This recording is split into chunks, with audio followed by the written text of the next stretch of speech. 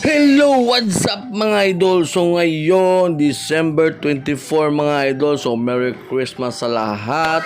At syempre, ganun pa rin, may tatuan pa rin tayo. Walang stopan, no? So patuloy pa din sa ating paggawa ng tattoo. So syempre, shout out sa lahat.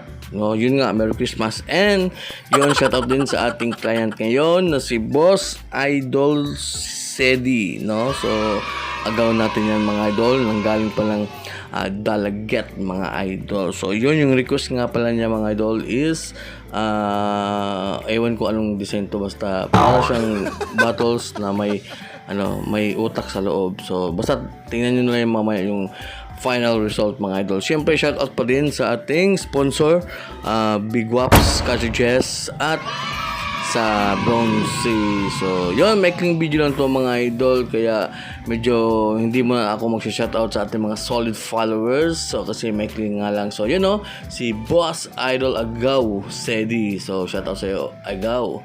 And ito nga pala yung aming final result mga idol. So after ng mga 3 hours mga idol. So napakalit lang yan mga idol, pero umabot yun ng 3 hours. So grabe.